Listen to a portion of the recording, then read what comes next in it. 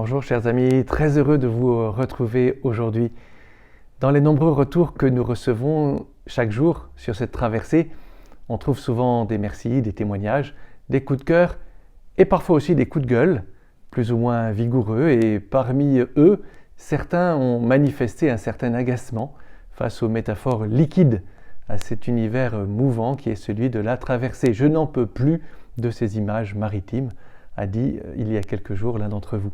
Je dois avouer que je ne suis pas complètement insensible à cette tentation de vouloir descendre du bateau, vu que je n'ai pas vraiment le pied marin, qu'il n'y a rien de plus désagréable que le mal de mer. On se dit alors avec impatience, quand est-ce que nous allons toucher terre, retrouver enfin le plancher des vaches. Je n'en peux plus d'attendre. Et avec le début de l'Avent, nous venons de mettre le cap sur Noël. Nous sommes invités à vivre une nouvelle étape, encore quelque temps ensemble. Un passage tiré d'un film qui a déjà une vingtaine d'années m'a frappé quant au désir qui peut habiter le fait d'attendre. Il s'agit de Lise et André. C'est l'histoire d'une maman seule qui élève son fils. Elle tire le diable par la queue et elle est contrainte de se prostituer. Son fils a un grave accident qui le plonge dans le coma. Et voilà que toute sa vie bascule dans l'attente un peu folle d'une guérison fort improbable. Elle décide alors d'aller trouver un prêtre pour lui demander de faire quelque chose. Évidemment, celui-ci lui répond qu'il ne fait pas de miracle, et elle s'écrie, tout étonnée, quand un prêtre me dit qu'il ne peut pas faire de miracle, j'aurais tendance à me méfier. Je voudrais aussi vous introduire dans ce temps de l'attente qui est le temps de l'Avent. Cette attente rime souvent en fait avec lassitude, ennui, voire découragement. Avec le confinement, nous sommes peut-être devenus des spécialistes des achats en ligne, par exemple, dont la caractéristique est d'être facile et surtout rapide. Peut-être avons-nous cédé à la tentation de commander un peu de nourriture sur Uber Eats. Et la réponse doit être quasi immédiate. Il n'y a rien de plus agaçant qu'une livraison qui tarde. Il y a bien sûr des attentes beaucoup plus douloureuses lorsqu'elles touchent des sujets plus sensibles, plus profonds. Notre santé, la santé de nos proches, des nouvelles de ceux que nous aimons et qui n'arrivent pas. Et peut-être que les quelques lectures que nous avons faites au lycée ne nous ont pas laissé un souvenir impérissable au sujet du thème de l'attente. Nous nous interrogeons peut-être encore sur le sens profond du désert des Tartares ou de En attendant Godot, l'attente dans ce qu'elle a de plus absurde. C'est vrai que l'attente est rendue d'autant plus difficile qu'elle est incertaine. Pourquoi attendre ? Quand donc se terminera ce confinement et quelles règles vont s'appliquer dans les prochaines étapes ? Que devons-nous attendre de ces prochains mois ? Peut-être même que la tournure prise par les événements fait que nous n'attendons en fait plus grand-chose, que l'espérance a en somme disparu pour faire place peut-être à la résignation. Au contraire, peut-être avons-nous beaucoup trop de temps et le gaspillons-nous en le procrastinant, c'est-à-dire en remettant sans cesse à plus tard les choses que nous pourrions faire aujourd'hui. Alors, avouons-le, qu'on veuille encore nous parler d'avant, c'est-à-dire précisément d'attente, fût-elle celle de Noël, nous réjouit modérément. L'une des seules choses, en fait, que retiennent beaucoup de gens à son propos, c'est, à la rigueur, le fameux calendrier de l'Avent, qui permet de découvrir chaque jour, en ouvrant la petite fenêtre, un chocolat, une bière ou même un whisky. Pas de quoi, en fait, rassasier nos attentes les plus profondes.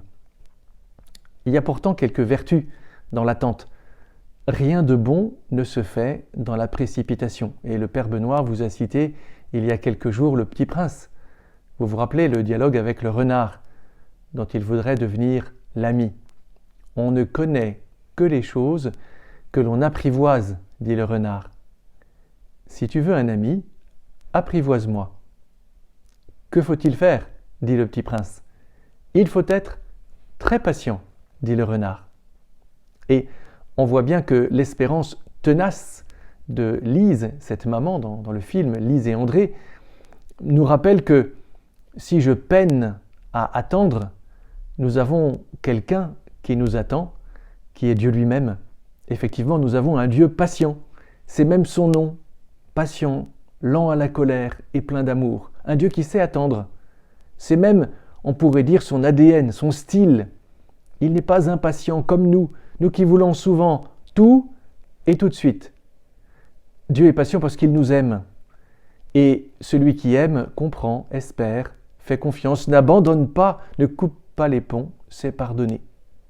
Dieu nous attend toujours, même quand nous nous sommes éloignés de lui. Il n'est jamais loin.